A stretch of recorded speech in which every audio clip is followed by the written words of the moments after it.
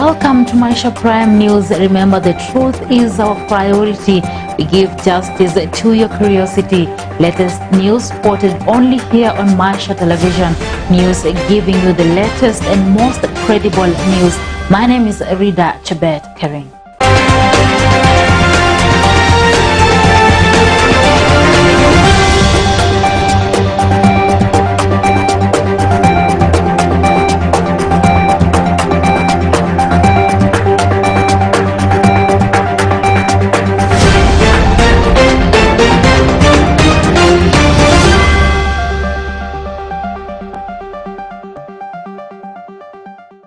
Welcome. The ODM leader Raila Odinga on Thursday inspected the ongoing works at the Kasarani Stadium ahead of the Azimio la Umoja convention. Raila was accompanied by media mogul SK Macharia, among other leaders, during the inspection. The convention is set for Friday, December 10th. Bushebi Jr. brings us the full report on what transpired at the Kasarani Stadium. Some call him Baba. Mungu tayari. Others call him Jacom. Mungu bariki nchi yetu ya Kenya. Haki iwe ngao na mlinzi. The ODM leader, Raila Odinga, is a man with surprise moves that have kept him afloat in the political scene in the country. Raila embarked on a fresh charm offensive to woo his all the new supporters, which pundits speculated was drifting towards Deputy President William Ruto. Imetoka Jinja, inaelekea Mediterranean. Hakuna chochote naweza kuizuia. Raila Odinga's Azimio la Umoja drive has culminated to a big day for big announcement on Friday 10th. All over the world, sisi kama wana Old Town tumesema lazima tuhudhurie, ndiposa nikasimamia watu wangu. Wako takriban watu 30 hapa, tunafunga safari. We will join the rest of Kenyans wenye watakuwa Kasarani. We are expecting about over 60,000 people to attend that event. Na sisi tumesema tuwezi watu wa nyuma, tutahudhuria hiyo Azimio la Umoja. Lazima tutaingia kwenye historia kwamba just like the promulgation of the Constitution, it's a monumentum event. We will not be left out. Babu Owino, Member of Parliament in Bakasi's constituency. I take this opportunity on behalf of youth in this nation to invite all the youth to Kasarani on Friday. I'm inviting all Kenyans from within Kenya, all Kenyans around the globe. If you're in America, if you're in South America, if you are in Asia, if you are in Europe, if you are in the islands across the world, and if you are in Kenya, if you're in Cayman Island, please come and see, come and hear, come and attest to what Baba will say. Come and witness Baba, the greatest there was, the greatest there is. Earlier, the Premier undertook a tour of preparation and was impressed with the progress. The former Prime Minister, who is expected to face off with Ruto in the August 9th, 2022 presidential race, is hosting various political leaders from all 47 counties at Kasarani, which is expected to host 5,000 delegates. Announcement is going to bring a new political dynamism, and it will also create, maybe bring about new political formation. Is when now the going to 2022 is going to shape up, that now we know who are on the race, who are in the race, and who are likely to join who and going forward. So his announcement will create a lot of room for new negotiation and people building new political formations and see how we can move forward from there.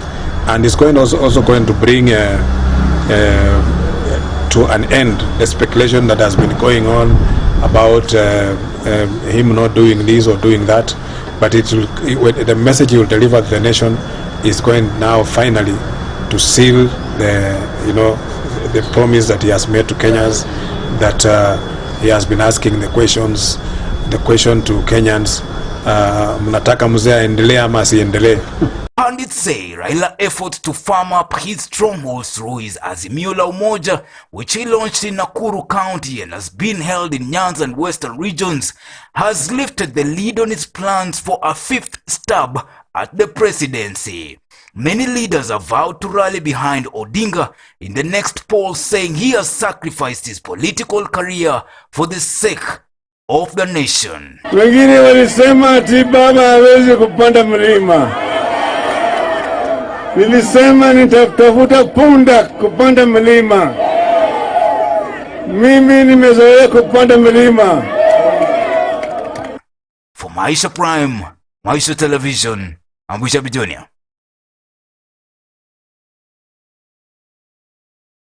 And President Uhuru Kenyatta is in Tanzania for 2-day state visit. Kenyatta landed in the country on Thursday, December 9th, on a 2-day official visit where he graced the 60th anniversary of Tanzania's Independence Day celebrations held at Uhuru Stadium in Dar es Salaam. President Uhuru Kenyatta was invited to the celebrations by President Samia Suluhu Hassan when she visited Kenya in May 2021. Speaking to reporters on December 8th, Kenya's High Commissioner to Tanzania, Mr. Daniel Kazungu, said that this will be the very first time for Kenyatta to travel to the country on an official visit.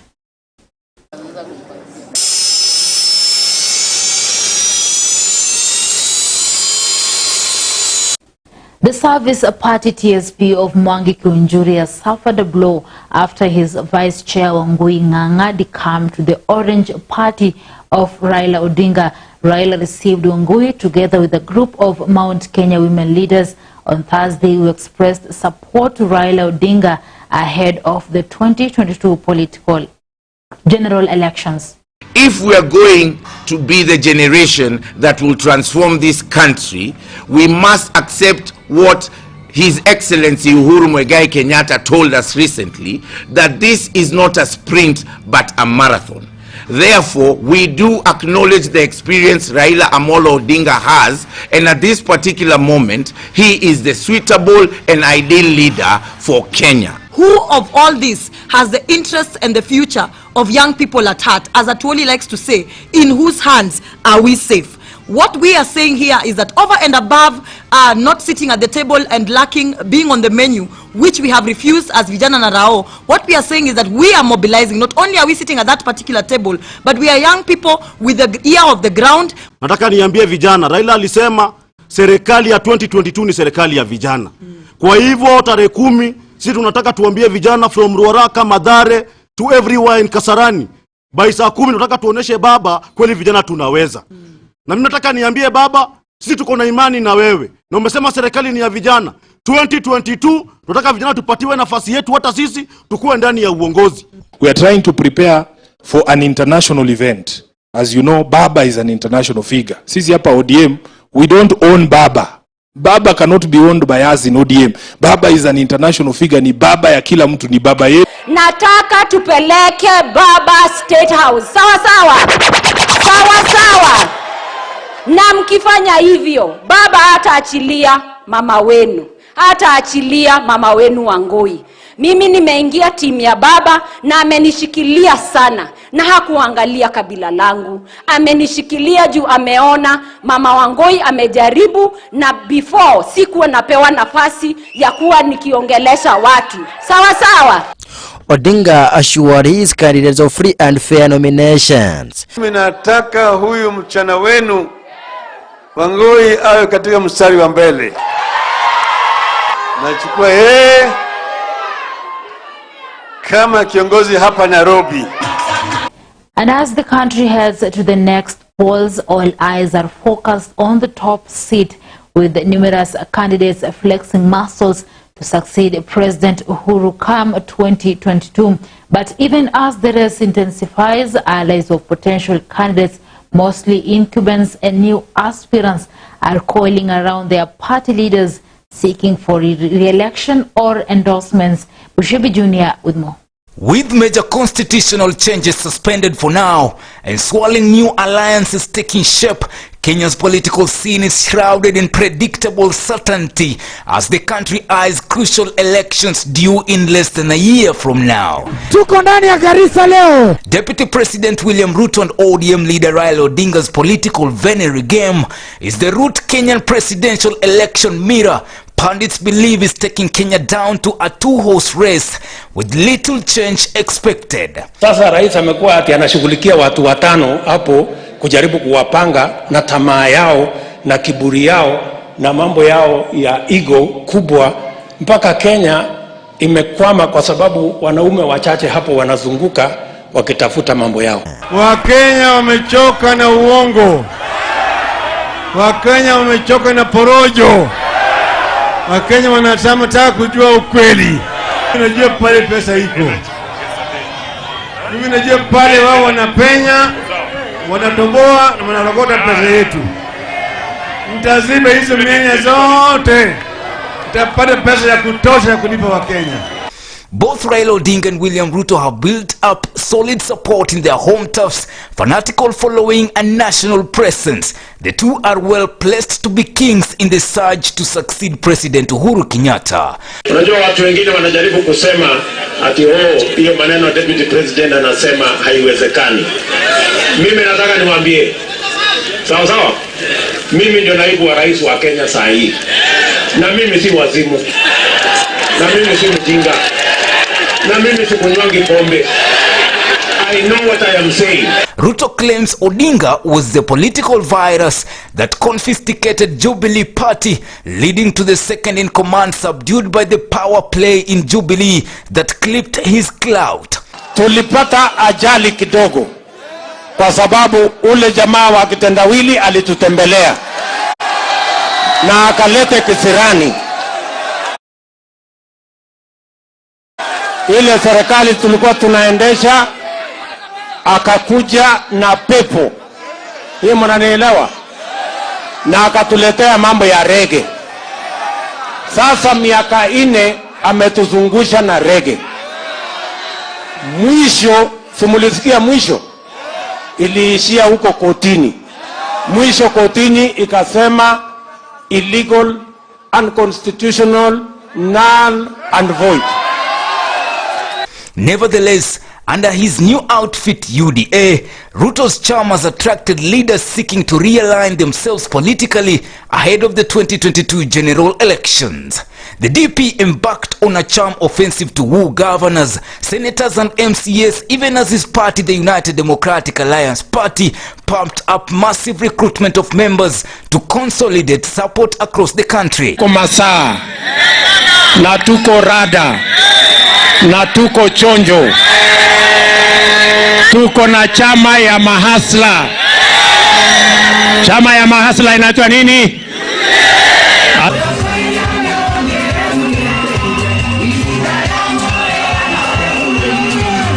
On the other hand, Raila has managed to keep his political star shining through surprise moves that have dumbfounded both friend and foe by stepping up his efforts to climb Mount Kenya.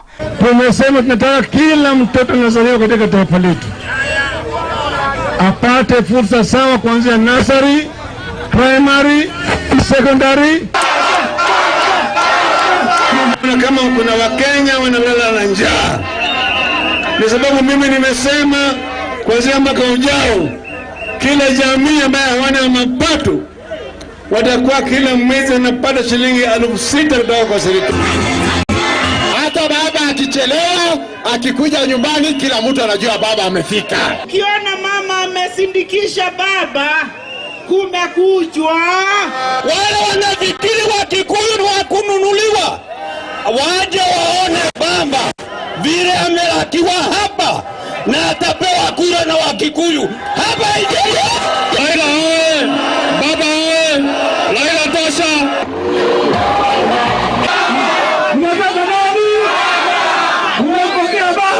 Na mwenye macho haabiwi tazama, mwenye mambo haabiwi tazama. Na mimi nataka kuambia vijana hivi, tutasupport baba. Wetu kwa na baba. Unasema ati siwezi kupanda mlima. Baba ni tingatinga. Baba ni tingatinga. Tingatinga na wheelbarrow gani mbaya naweza kupanda mlima zaidi?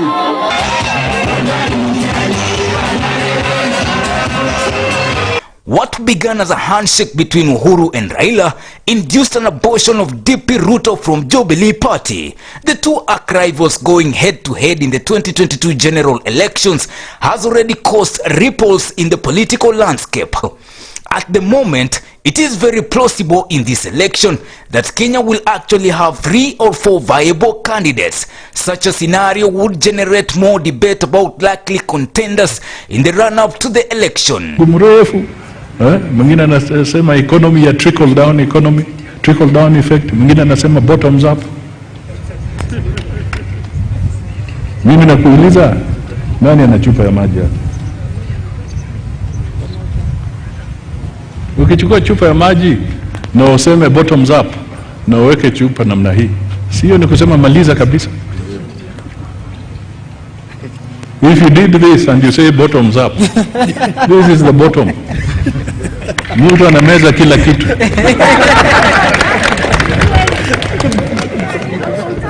It would also make it difficult for any candidate to score the 50+% on vote required to win, raising the likelihood of a historic second presidential round.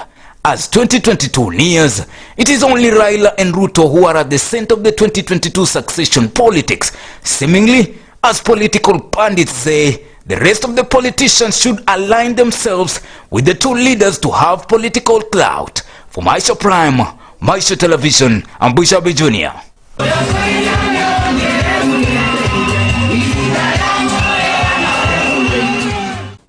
The National Police Service now says it is considering appropriate measures against newly graduated General Service Unit GSU officers seen in a viral video making remarks it deemed as unacceptable for their positions.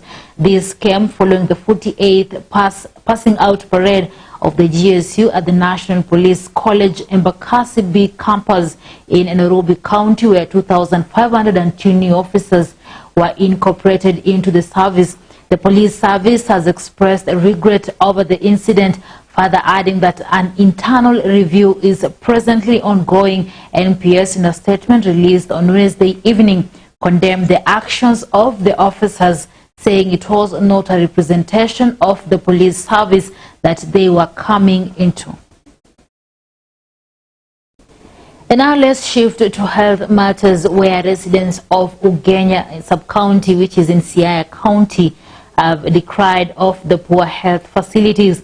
The residents who lamented of lack of adequate personnel and also lack of sufficient drugs among the 17 health facilities within the region now want the government to intercede. And I discovered that healthcare makes people poor. Everybody knows that even rich people, when they lose a relative through sickness, they look for fundraising, no matter whether they drive a Range Rover, a Mercedes-Benz or not. It tells you the cost of healthcare is very high. Ugenya has only 17 health facilities, and these 17 health facilities do not even have drugs and doctors. Ugenyans are in Bultula, which is outside Ugenya, for treatment, in Busia. Ugenyans are seeking treatment outside Ugenya. They spend over 1,500 in travel costs to look for healthcare. In every medical camp, we treat an average of 1,600. We spend around 2.6 million in every medical camp. It is such a big sacrifice, but the satisfaction is great. When you walk in the village, you hear somebody says, I am well because of you. Well, and I'm taking a short break to pay some bills, but after the break, I'll be coming back with more news, so stay tuned.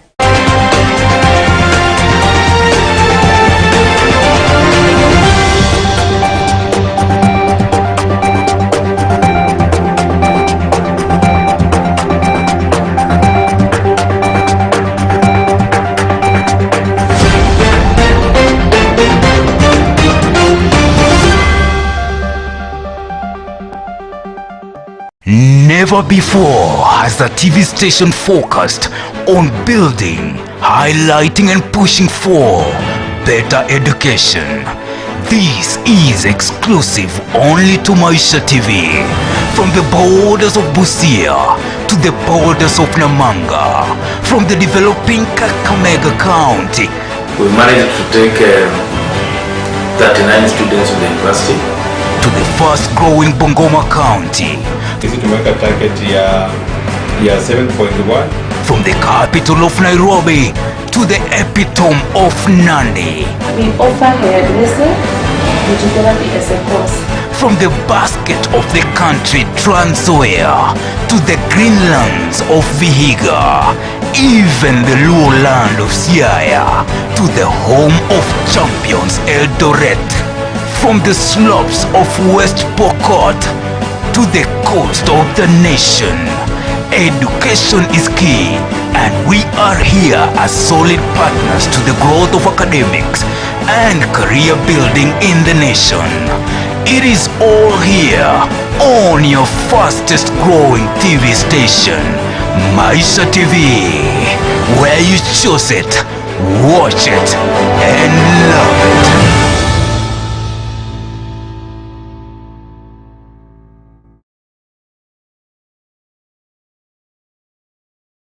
Good morning. Good afternoon. Good evening. Good evening. Robert Moore is live at Hannesburg. Barcelona is live from Damascus. We're on the doorstep. For Maisha TV. For Maisha Prime News, Maisha Television. For Maisha Prime News, Maisha Television. Trusted news, trusted sources, trusted dissemination of information.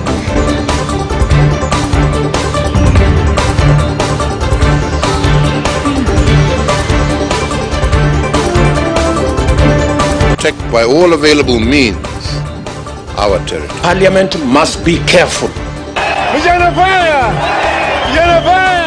Maisha Prime News, Monday to Friday at 8 p.m. Trusted, unbiased, authoritative.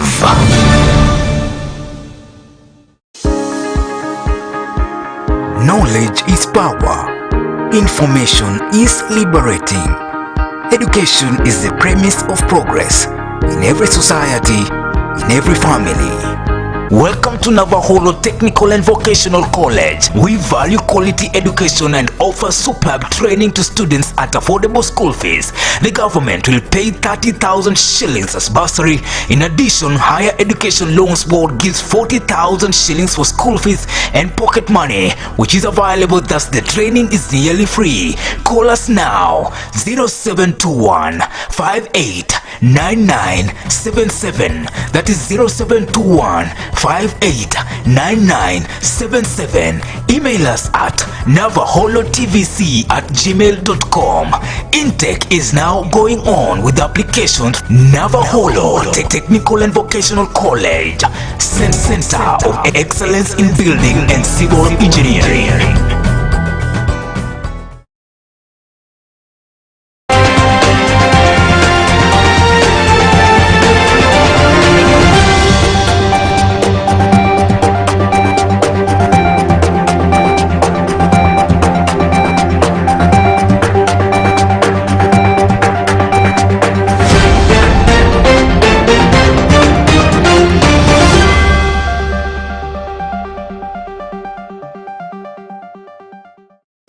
Welcome back, and thank you so much for staying with me on Maisha Prime News. And moving on, today in our education segment, we look at Namamba Boys High School, which is located in Kakamega County.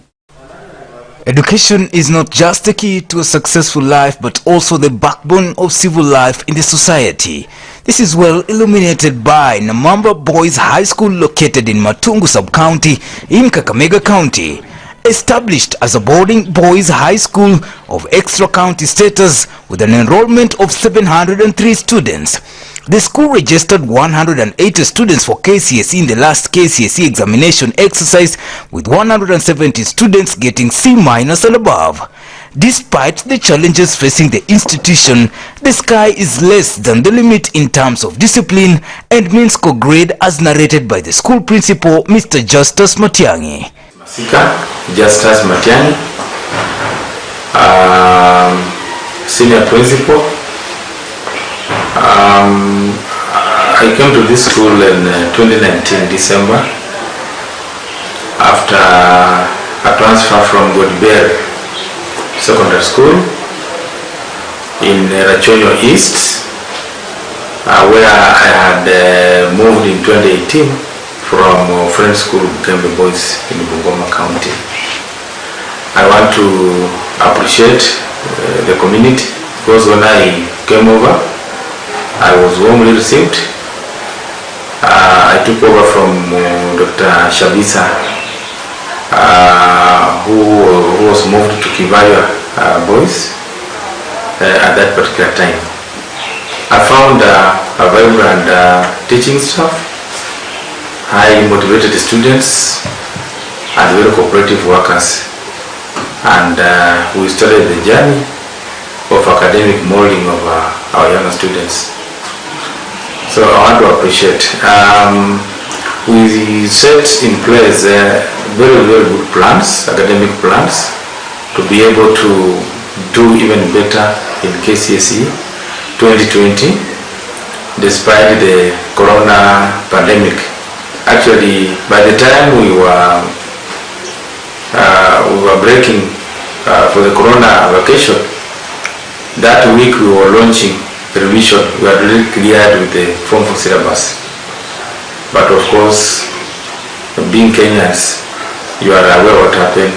We had to go home for a very long time. And when we opened, we had challenges of observing COVID protocols and also, of course, to ensure the safety of the runners and ourselves. The school boasts of some of the best infrastructure established for conducive learning, including stable and reliable power system and security. I've also done 2 modern dormitories, Kilimanjaro and Mount Everest, which are in use from the time I came over to the school.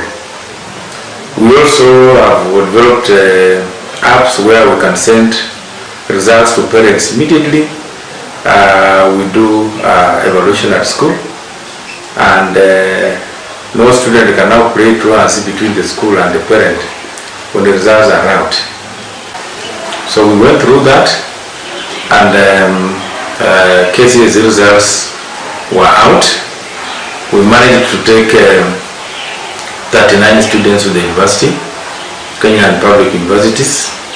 We had 190 candidates, 108 scored C and C minus, and a few got D plus and D. Therefore, we're looking forward to doing better this time around, despite the pandemic and other challenges. We have 160 candidates this year, and they are good class. The kind of means of their posting in our internal exams are promising, together with the good plans and the hard-working staff, teaching staff. We are sure we are going to improve. On the flip side, the school principal calls on stakeholders and the community to rally behind the building of a modern laboratory, pitch for curricular activities, computer lab, and ultra-modern library that are essential for even greater performance results.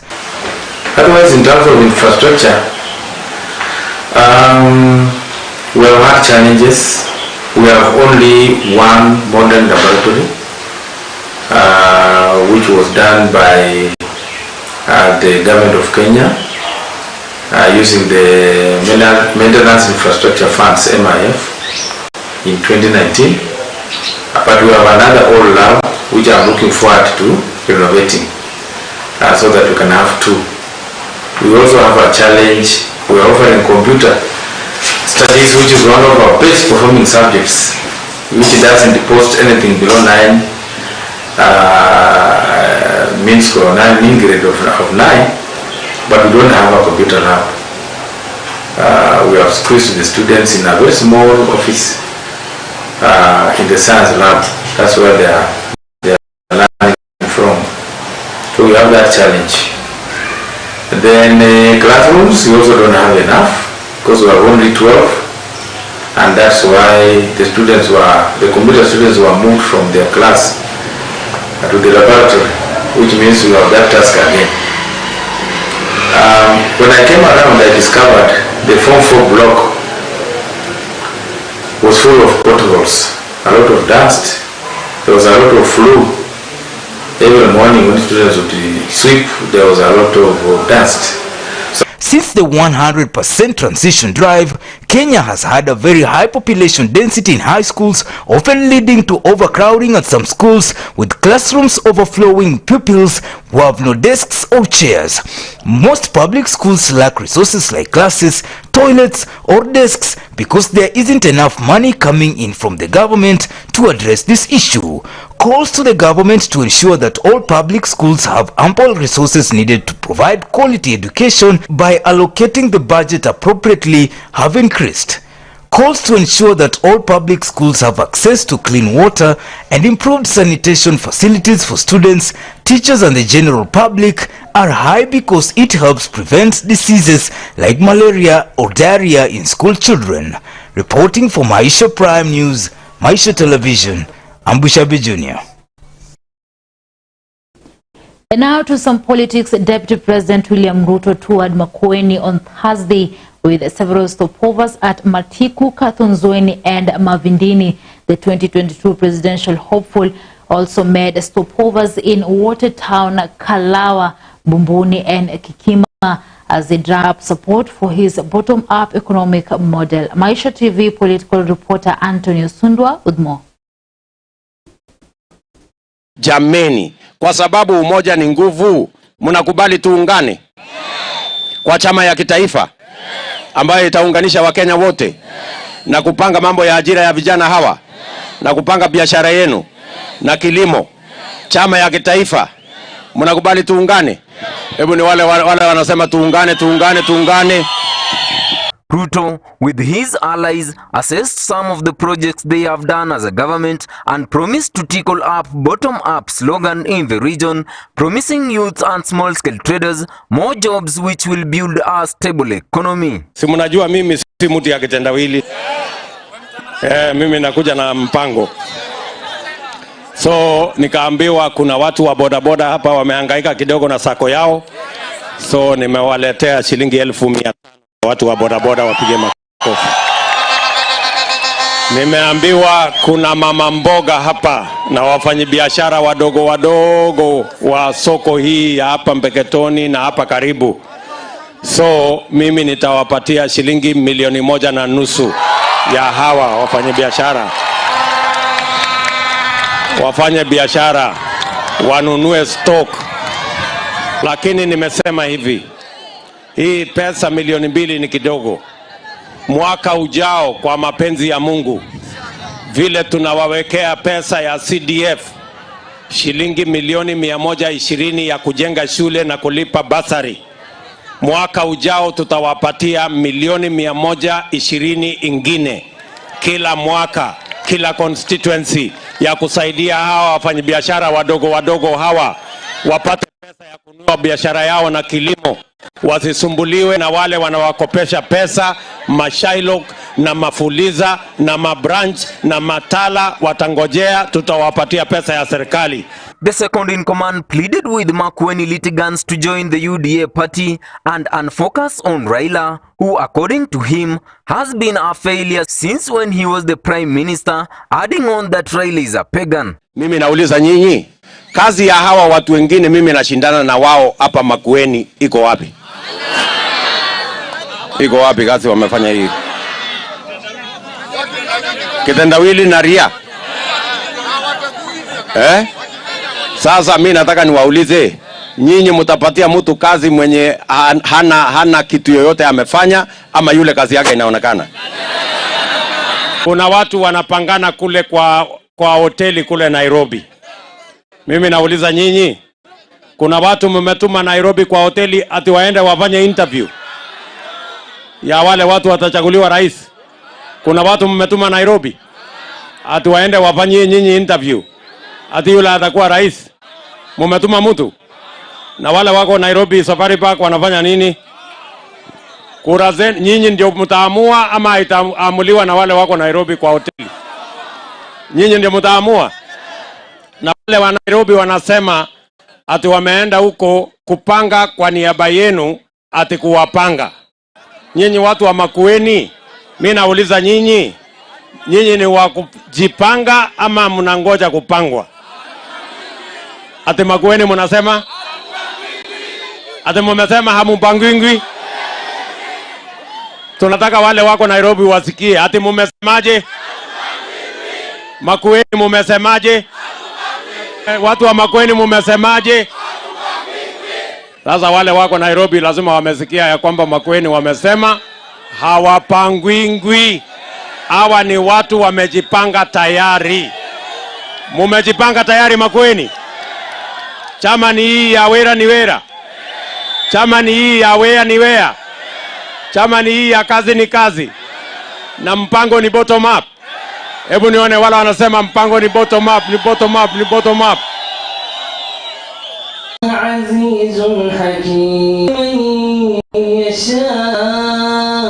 Just a few hours before the fundraising deadline that was issued by the IEBC ends on Thursday, Deputy President William Ruto, in the company of Northeastern leaders, held a fundraising made to build the Al-Mustaqbal University in Garissa County.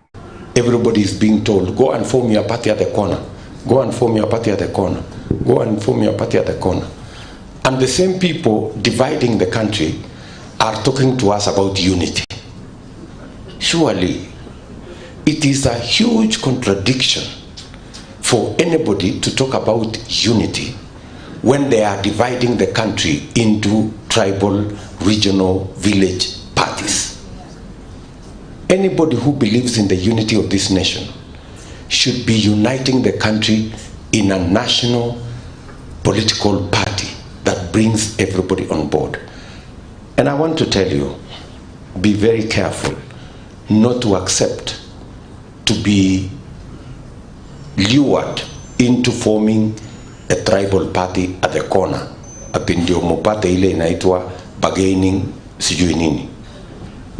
Aden Duale here became the leader of majority. He didn't have to bargain with nobody. He was in a national party that gave him an opportunity.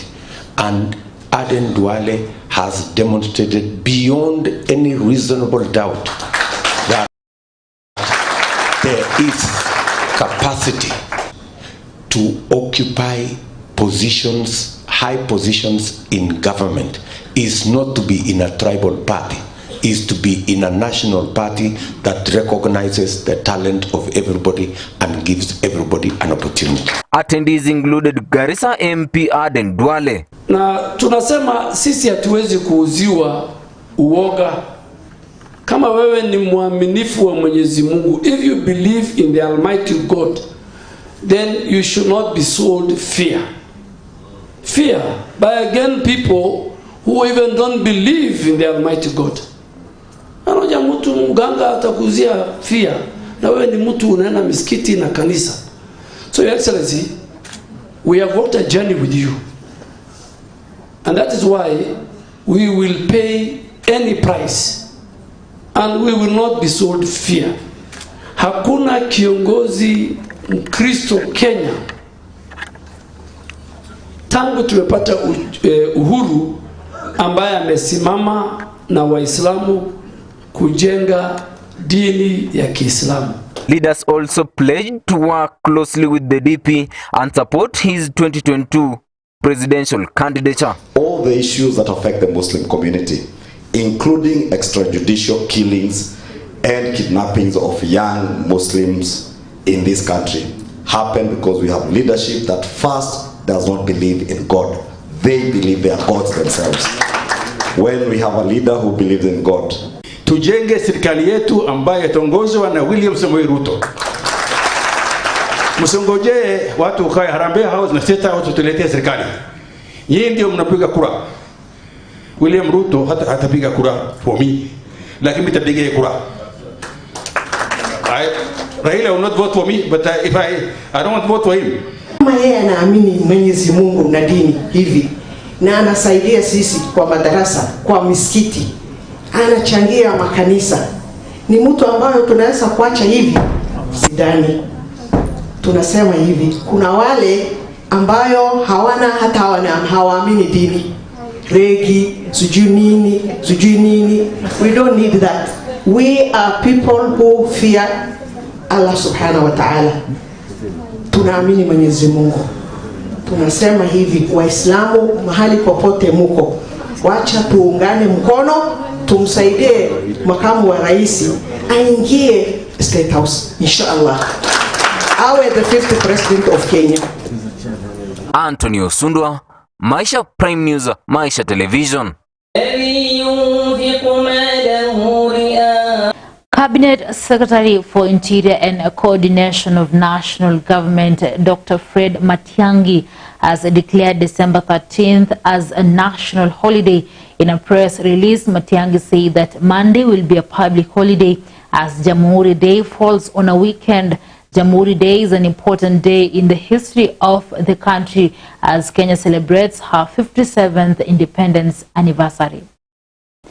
And now to a sad story. A joint requiem mass of the 32 people who perished in Nziu River bus tragedy last weekend was held on Thursday. The mass was presided over by Nyeri Catholic Archbishop Anthony Muheria, who is also the overseer of Kitui Catholic Diocese. Kitui Governor Charity Ngilu and Energy CS Monica Juma were among leaders who attended the prayers for the departed souls held at the St. Joseph Seminary in Mwingi Town.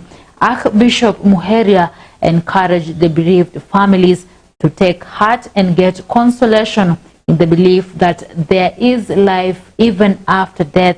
In his sermon, the prelate also condemned the incident, terming it needless and incomprehensible, as he urged Kenyans to pray for those who survived the bus tragedy and they are still in hospital to recover quickly.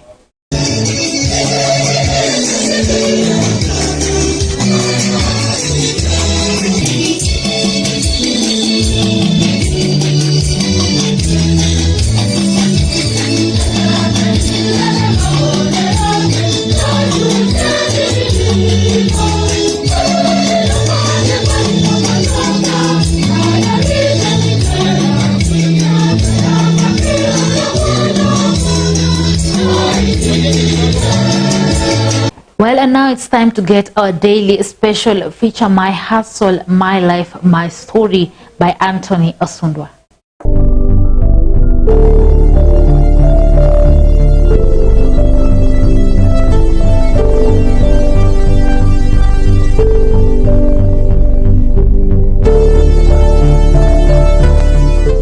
Life entails a day-to-day trial in any activity, be it in business, professionalism, or any other kind of hustle. The economy today is no longer stable following the effects of COVID-19 pandemic that left the country in a trial way, forcing every field to change the way of management in order to fit in with the new pandemic, which is in a restricted way.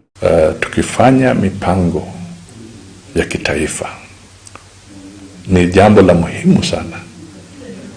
Tuhusishe wakina mama ambao wako kwa biashara katika sekta zote, kuanzia kule kwa kupanga mikakati.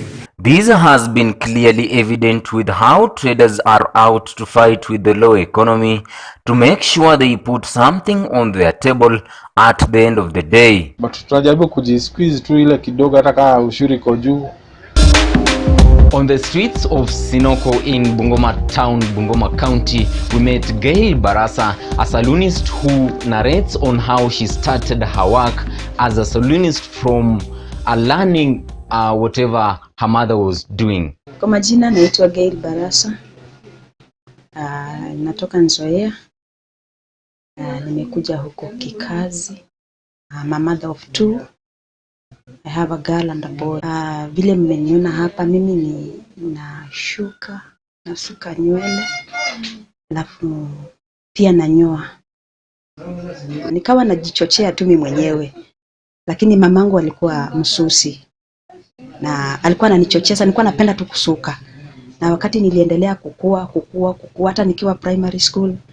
Nakumbuka wakati ukisuka ukienda shule, utarudi na lines, utakaa na lines kama bado ziko neat. Kwa nini? Kwa sababu nitatoa moja moja nikijisuka. So hapo ndo niliendelea kugrow na Mungu akaniwezesha, akanisaidia.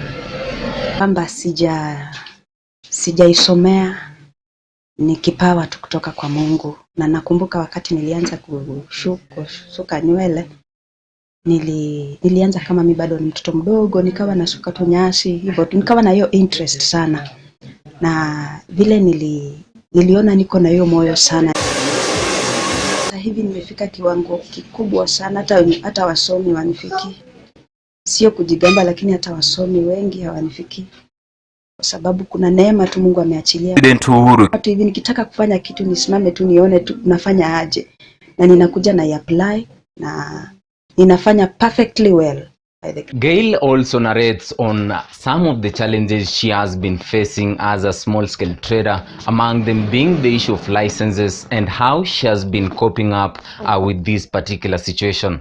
Changamoto kubwa sana, especially hii maeneo ya huku, bei. Sana bei ya kusuka. Ukiambia mtu bei fulani, anataka urudishe chini sana. Inakushusha because kitu kama labda style fulani iko na kazi mingi na mtu hataki kuelewa. So wakati mwingine inashusha sana kwa watu wenye hawaelewi hizi styles ziko na kazi. Labda hiyo tu sana. Ushuru tunakatiwa, ingawaje tunapewa bei ya juu sana kwa salon. Ushuru tunakata like 6,000 salon peke yake. So unaona iko na kinyozi tumekata 11,000.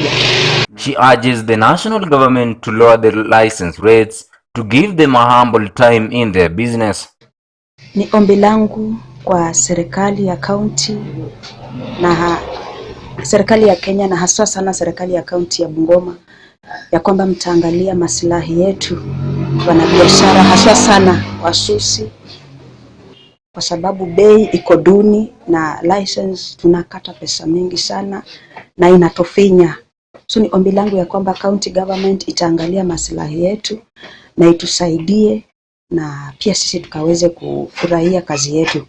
Tusiweze kuregret kuona kwa nini tumepatikana kwa kazi kama hii ambayo haileti matunda mazuri. Gail urges her fellow partners in the field of trading to always try it out and always be prayerful. Siogope. Hata sisi tulianzia chini, tulianzia kwa vibanda na Mungu ametufikisha hapa. So msiogope, jitieni moyo, mjue ya kwamba mtafika mahali pazuri. Mungu atawawezesha. Kwa uwezo wa Mwenyezi Mungu, Mungu atawawezesha. Kuwa na passion, endelea kufanya tu kazi.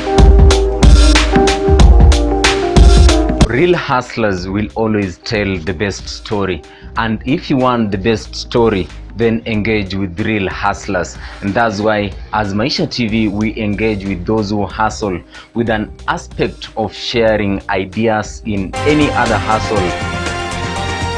Well, and with that we've come to the end of my Prime News. My name is Rida Tibet Kering, and after this bulletin, remember to tune in for the second part of PLG, that is politics, leadership and governance. See you next time.